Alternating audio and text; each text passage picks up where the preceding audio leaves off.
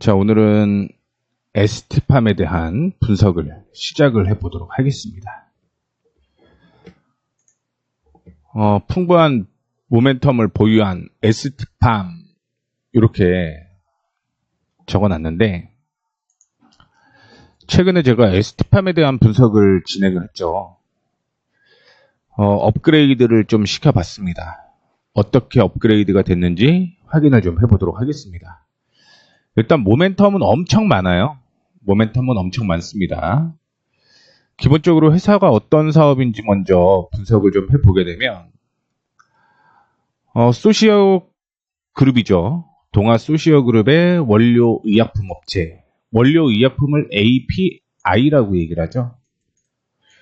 주요 제품은 신약 원료 의약품이고요. 세부적으로는 RNA 치료제의 주 원료인 올리고와 저분자 신약 CDMO, 그리고 제네릭 CMO 사업, 자체 신약 개발 사업을 하고 있습니다. 주력 CDMO 제품으로서는 RNA 기반 약물에 사용되는 올리고 뉴클레오타티드로 현재 아시아 1위이고요. 글로벌에서 3위 내에 올리고 뉴클레오타티드의 제조 CDMO 경쟁력을 보유를 하고 있고요. 2019년에는 CRO 업체 2곳, 스위스와 스페인에 있는 회사를 인수를 했고요.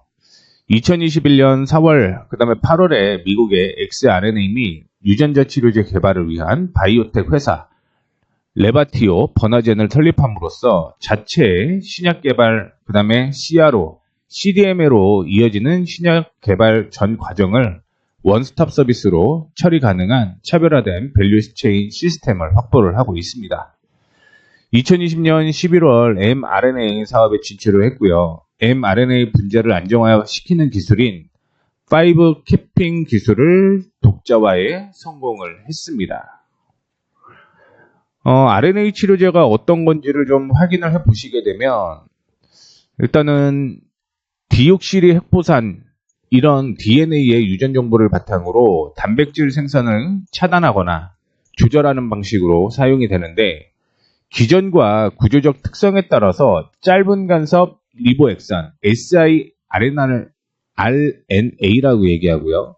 메신저 리보엑산, 그래서 메신저니까 M이 들어간 거죠. 그리고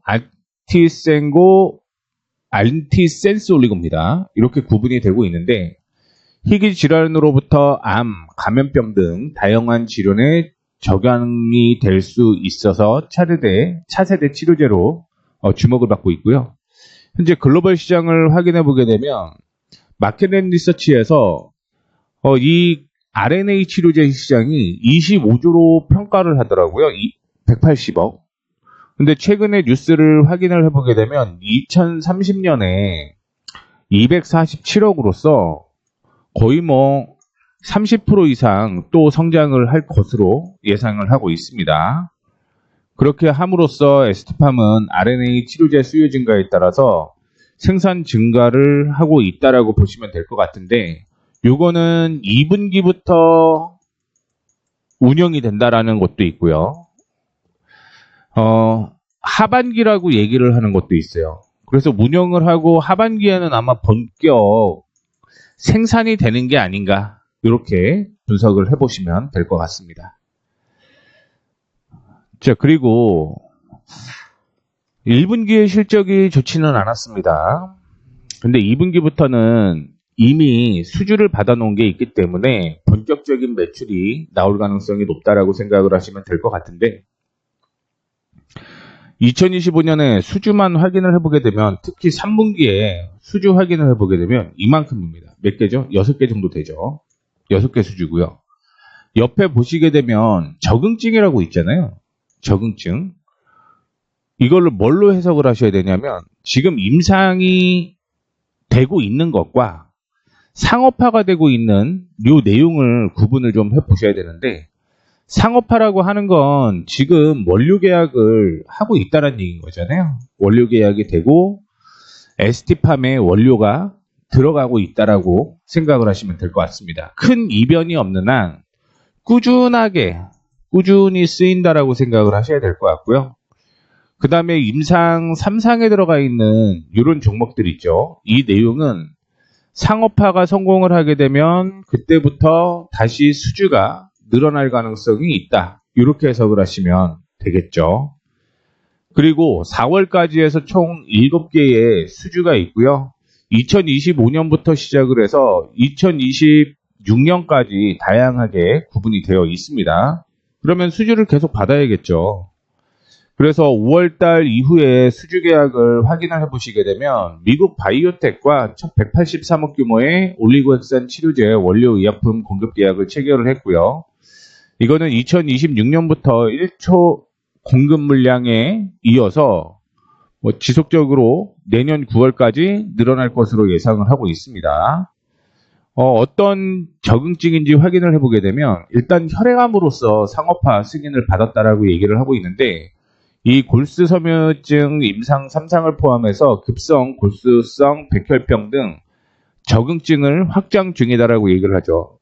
그러니까 혈액암 요거 하나만 되는데 요것도 되고 요것도 되고 요렇게 해도 된다. 그러면 여기에 대한 수주가 점점 늘어날 가능성이 있다라고 해석을 하시면 될 것 같고요. 조금 더 스피드 있게 진행을 해보도록 하겠습니다. 자, 유럽에서도 역시 203억 규모의 저분자 화합물 신약 원료 의약품을 공급을 계약 체결을 했습니다. 역시 하반기 FDA로부터 상업화 승인을 받을 것으로 예상되는 신약의 상업화 초도 물량이라고 얘기를 하는 거죠. 그러니까 승인이 받게 되면 물량은 본격적으로 늘어난다는 얘기인 겁니다. 이거는 지금 초도기 때문에. 다만 적응증은 고객사와 비밀 유지 협약에 의해서 공개되지 않았다라고 얘기를 하고 있고요. 지금 6월 달까지만 받은 수주만 보더라도 8개 정도 되는 거죠. 그래서 한화 3,500억 원에 달한다라고 얘기를 하고 있고요. 2024년에 대비해서 몇 배죠? 거의 50% 정도 성장 가능성이 있는 거죠. 그리고 하반기까지 하게 되면 최대 공장 돌아간다라고 가정을 하면 100% 성장 가능성도 충분히 가능성이 있다라고 보셔야 될 것 같습니다. 자, 그리고 모멘텀이라고 얘기를 했는데 앞서 얘기를 해드렸던 상업화에 성공을 했던 종목 이런 적응증의 경우는 이제 초도 물량이 나가기 시작을 한 거죠. 그리고 이게 매출이 나오기 시작을 하게 되면 본격적으로 매출 증대가 이어질 가능성이 있고요. 임상 3상으로 들어가 있는 적응증이 지금 5개입니다. 물론 날짜별로 보게 되면 가장 빠른 게 2025년 8월 21일이고요. 그 다음에는 2026년으로 넘어가게 되는데 어떻게든 이거 되게 되면은 초도 물량이 아니라 본격적인 물량이 나올 가능성이 있는 거죠. 자, 1분기까지는 실적이 굉장히 좋지는 않았어요. 그런데 2분기부터는 기대가 된다라고 얘기를 해볼 수가 있는 게 혈액암 치료제 라이텔로의 상업화 물량이 늘어나게 되면서 실적이 개선이 될 가능성이 높다라고 보시면 될 것 같고요. 아까 위에서 보셨던 유전성 혈관 부종 치료제인 도니달로센이 FDA 승인 예정입니다. 8월 21일. 그러면 당연히 수혜가 된다라고 보시면 됩니다. 또한 올해 하반기에 원료 공급이 본격화될 것이다라고 얘기를 하고 있는 상황이고 8월 내에 FDA 승인이 된다라고 하면 이 또한 모멘텀이 될 가능성도 있다라고 보시면 됩니다. 세 번째 확인해 보시게 되면 노바티스의 콜라스테롤 게임 체인저라고 불리는 렉비오가 중국 국가 약품 감독 관리국에 내년 국가의료보험 약값 폭력에 등재를 놓고 논의 중인 것으로 확인이 되고 있는데 참고로 그전에는 안 됐어요. 그전에는 안 됐는데 이게 지금 내년이 2026년에 들어가기 시작을 하면 대박이겠죠. 저는 렉비오라는 회사에도 지금 관심을 좀 갖고 있습니다. 이게 왜 그러냐면 사보험으로 구입을 해야 돼요. 근데 1회가 180만 원입니다. 한 번 맞아서는 안 돼요. 그러면 대박이겠죠. 물론 이거를 맞을 수 있는 사람이 얼마나 있느냐. 그게 관건이긴 하겠지만. 그리고 미국 에이즐런트에 이어서 렉비오의 핵심 원료인 올리고뉴클레오타이드 이 공급하는 두 번째 공급자죠. 한 군데에서만 수주를 주지는 않죠. 여러 군데 수주를 주는데 첫 번째는 물량이 굉장히 많습니다. 뭐 반도체 생각을 하게 되면 엔비디아가 SK 하이닉스한테 수주를 많이 주고요. 그 다음에 테스트가 끝나면 마이크론한테 주고, 그 다음에 뭐 삼성전자 테스트가 끝나게 되면 삼성전자한테도 주겠죠. 이 구조가 지금 이어지는 과정이라고 보시면 될 것 같은데, 두 번째라고 얘기를 하면 전 세계 세 번째니까 충분히 수요 증가할 가능성이 있다라고 보고 있는 겁니다.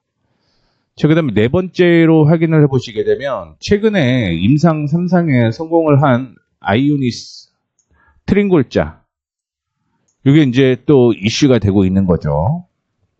월 1회 피아 투여 방식 주사 맞는다라는 얘기인 거잖아요. 그러면서 트링골자의 시장이 커지게 되면 국내 에스팜이 수혜를 받을 것으로 예상이 되고 있는데, 이 트링골자의 원료 공급 파트너사가 ST팜이고요. 트링골자가 2032년까지 1조 원 규모의 매출을 기록을 할 것으로 보이게 됩니다. 그러면 뭐 한 10% 정도는 수익 나지 않을까요? 근데 뭐 원료이기 때문에 더 낮을 수도 있고요. 뭐 그거는 제가 뭐 따로 어떻게 확인할 방법은 없으니, 그래서 그 내용이 지금 쭉 제가 정리를 해놨죠. 마지막 이슈는 역시 ST팜 자체적으로 만들고 있는 에이즈 치료제가 아닐까라고 생각을 하고 있습니다.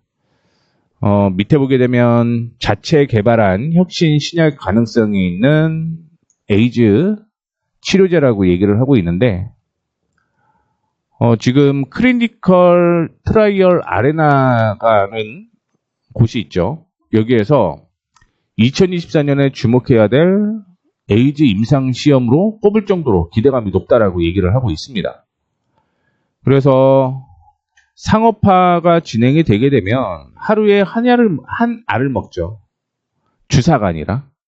그래서 시장은 35조 원 규모로 에이즈 치료제가 확산이 되고 있는 거고, 지금도 에이즈 치료제는 아니죠. 치료제는 아니고 에이즈가 걸린다라고 하더라도 수명 연장을 시키는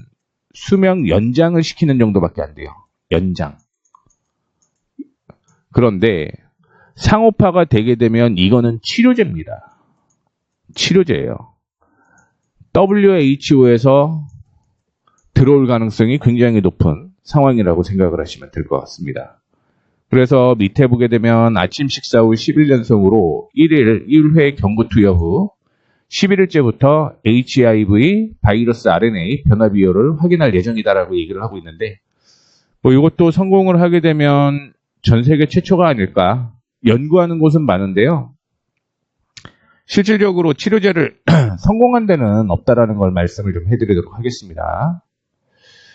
그래서 그 내용을 지금 쭉쭉 정리를 해놓은 거예요. 현재 글로벌 2A상이 진행이 되고 있고요. 3상까지만 통과를 하게 되면 그때부터는 뭐 제약이 아니죠. 제약에서 신약으로 넘어가야죠. 제대로 된 바이오 회사로 넘어가야 된다라는 거. 이 가치 차이가 엄청나요. 그리고 또 다른 모멘텀을 확인을 해보게 되면 지질 나노 입자, 그 다음에 캠핑 기술로 만들어진 플랫폼입니다.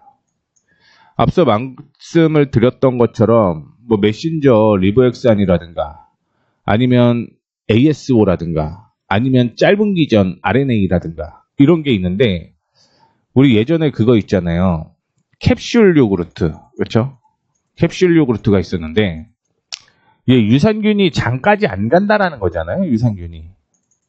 그래서 캡슐을 씌워서 위에서 죽는다라고 하더라도 살아남은 일부가 장까지 유산균을 보낸다. 이건데, 보게 되면 여기에서도 스마트 캡이라고 얘기를 하잖아요. 스마트 캡. 이렇게 싸놓는 거죠.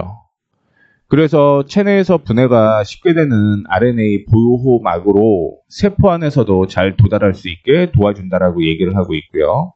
기본적으로 독성이 낮고 장기 보관이 가능한 안정성까지 갖춰서 대량 생산에도 용이한 것이 강점이다라는 얘기를 하고 있습니다. 근데 이게 RNA만 아니라 다른 확장성을 갖고 있다라고 보시면 됩니다. 확장성. 앞서 말씀드렸던 유산균 외에도 우리가 뭐 어디까지 잘 전달을 해야 되는데 중간에 파괴가 되거나 독성이 있거나 이러면 안 되는 것처럼 요 확장성이 음식료 이런 쪽으로도 넘어갈 수 있거든요. 음식료. 그래서 이런 부분도 저는 집중해서 봐야 된다라고 생각을 하고 있고요. 그 내용이 이렇게 있는 거예요. 뭐 겹치는 내용도 있습니다. 그래서 그 다음 모멘텀은 역시 생물보안법 이슈입니다. 지금 미국 쪽에서는 중국산 원료의약품 의존도를 줄이려고 하고 있습니다. 그런데 생물보안법이 시행하게 되면 이 올리고핵산 치료제를 원료의약품과 중간체 시장에서부터 완제품까지 생산할 수 있는 곳 경쟁력이 부각될 것이다라고 얘기를 하고 있고요.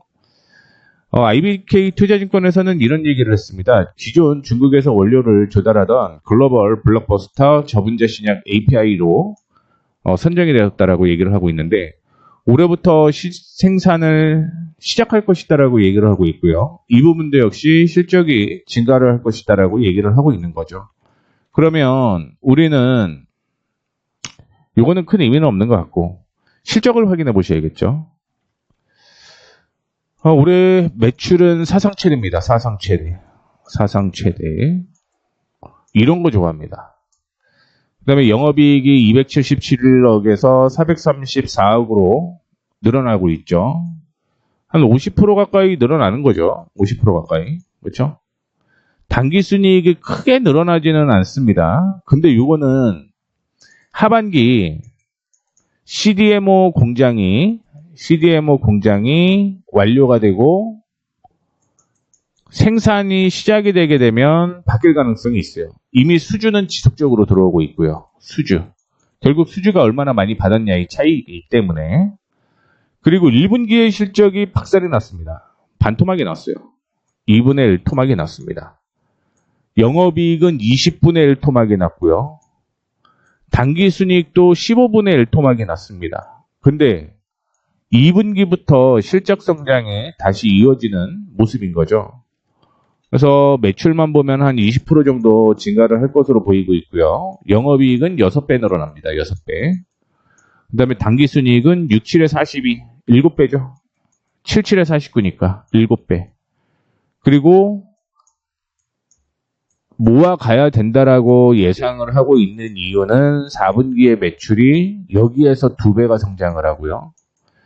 거의 3배 가까이 성장을 하잖아요. 93, 27이니까. 그렇죠?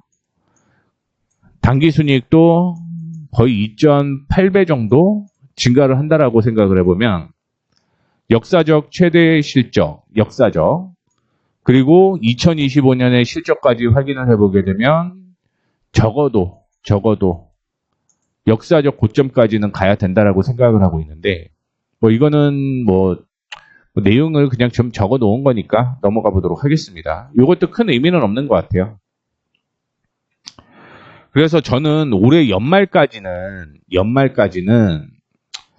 그래도 한 15만 원은 가지 않겠느냐. 사상 최대의 실적이 나오고 1분기에 실적이 안 좋아서 이렇게 떨어진 건데 2분기부터 매출이 나오기 시작을 하게 되면서 방향을 위쪽으로 잡아준 거고요. 4분기 정도에 모멘텀이 몇 개가 있었잖아요. 2분기 8월 21일 날 뭐 임상 통과를 하게 되면 당연히 이것도 상업화 성공을 하는 거고 그러면 실적 CDMO 사업도 본격화 공장 가동이 되는 거니까 이슈가 될 거고 그러면 적어도 15만 원대까지는 올라갈 거라고 보고 있어요. 그러면 지금부터 한 80% 정도 수익 가능성 저는 있다라고 보고 있습니다. 뭐 이거는 개인적인 논리인 거죠. 지금 현재는 매수가 가능하다라고 생각을 하고 있는데 1분기 실적이 안 좋아서 주가 떨어졌다라고 얘기를 해드렸잖아요. 그렇죠? 그리고 수주에 대한 얘기가 3, 4 이렇게 나왔습니다. 그래서 수주 때문에 주가가 이렇게 한 번씩 반등이 좀 나오는 모습이었는데 결국 실적 악재로 인해서 조정을 받았고요. 바닥을 다지고 이제부터 상승 전환이 되는 모습이고 1차적으로는 95,000원대 뭐 여기까지는 올라올 것 같아요. 그리고 12만원, 그리고 15만원. 이렇게 보고 있습니다. 흐름이 이래요, 흐름이 이렇습니다. 그래서 ST팜이 모멘텀이 굉장히 많기 때문에 좀 분석을 해봤다라는 거 참고를 해주시면 좋을 것 같고요.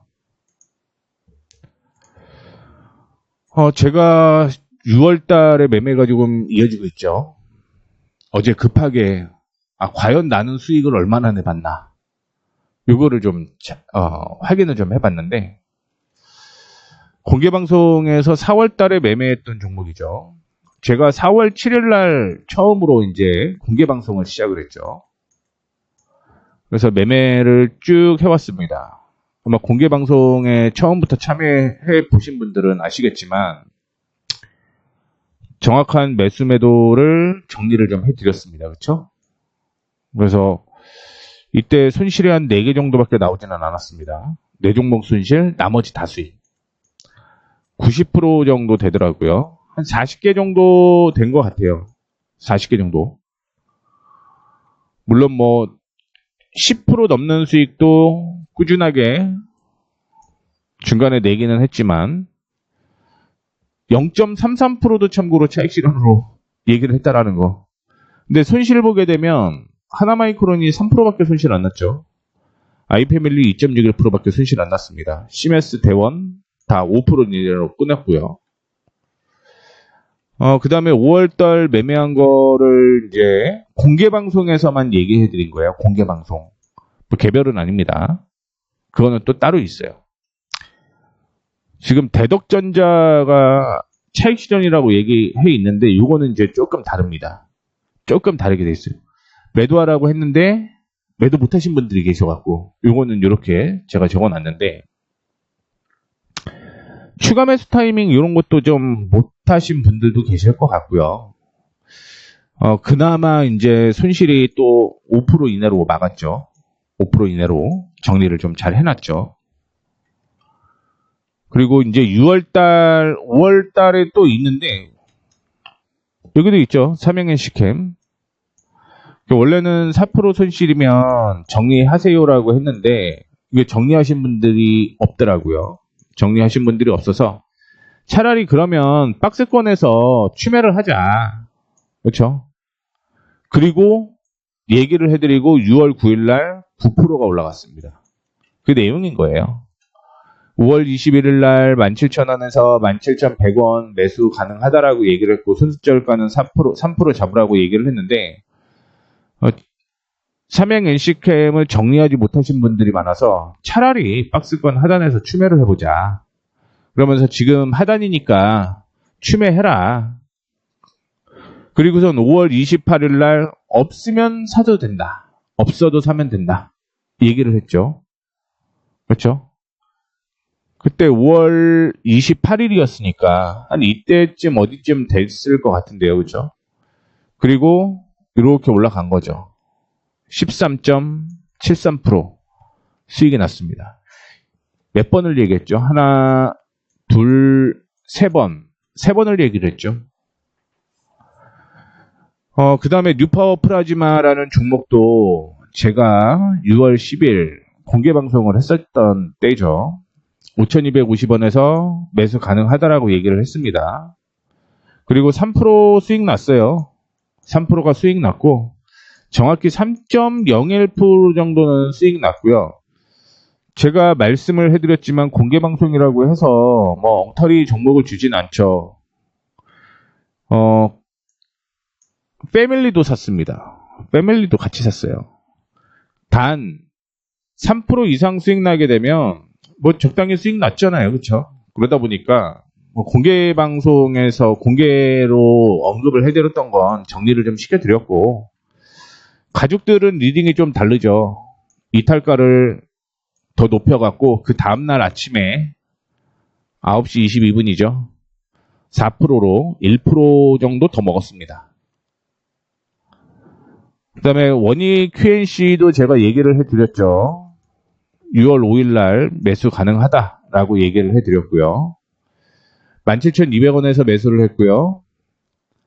17,980원, 18,200원까지 올라가기는 했는데 3% 이상 수익 나서 차익 실현하자라는 얘기를 해드렸고, YC도 그날 똑같이 얘기를 해드렸습니다. 그렇죠? YC도 얘기를 해드리면서 4% 차익 실현하세요. 어제 제가 분명히 동시효과 끝나고 말씀을 드렸습니다. YC도 역시 4% 수익 났다라고 얘기를 한 거죠. 그래서 뭐 10,000원에 매수해보자라고 얘기를 했고요.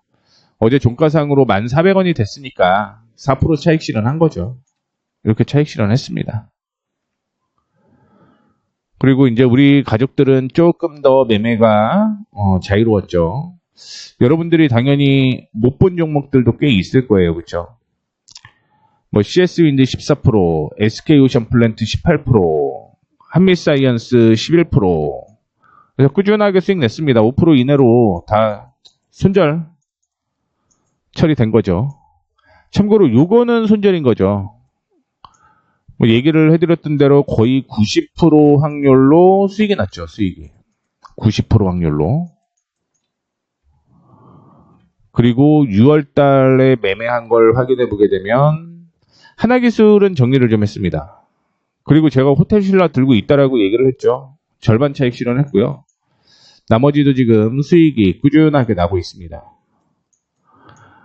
지금은 10%짜리는 없잖아요. 그렇죠? 10%짜리는 없는데, 참고로 코스텍시스를 두세 번을 했어요. 두세 번 수익 나고 이런 거 다 합치면 한 10% 정도는 되지 않을까 이렇게 보고 있습니다. 똑같은 종목들을 계속적으로 반복적으로 매매를 하고 있습니다. 정확히 코스텍시스는 6.73, 2.6, 9.33이네요. 9.33. 뭐 매일매일 차익 실현하죠. 2일날, 4일날, 5일날, 6일, 7, 8 쉬는 날이었으니까, 그쵸? 그 다음에 9일날, 10일, 9일, 10일, 11일, 그쵸? JNT 11일 차익 실현을 했고, 그전에도 보게 되면 5월 12일부터 제가 이렇게 좀 진행이 된 이유가 있겠죠. 당연히. 14일 차익 실현, 15일 쭉 내려가 보면 차익 실현했고요. 16일 차익 실현을 했고, 그 다음에 19일 날은 하나 차익 실현했네요. 20일 날 하나 차익 실현, 21일 날 2개, 23일 날 하나, 20일 날 여기 차익 실현했네요. 여기도 21일 날 차익 실현했고, 그 다음에 22일 날, 23일 날, 23일 날, 그 다음에 26, 28, 그렇죠? 29까지 거의 매일 수익을 이렇게 내고 있습니다. 내고 있어요. 개인적으로 이렇게 좀 할 수 있는 이유가 이런 거죠. 어제 ISC가 7% 상승을 했죠. 그 다음에 HPSP 요 종목 있죠. 요 종목도 역시 급등이 나왔죠. 어제 14% 정도 수익이 났는데 이렇게 다 분석을 해놓고 있습니다. 왜 사야 되는지. 분명한 이유가 있겠죠. 이렇게 매매를 하면서 여러분들께 언급을 해드리고 있기 때문에 혹시 관심 있으신 분들은 뭐 블로그 들어오셔도 되고요. 그 다음에 뭐 좀 계속 지켜보셔도 상관이 없을 것 같습니다. 이렇게 해서 마무리하도록 하겠습니다.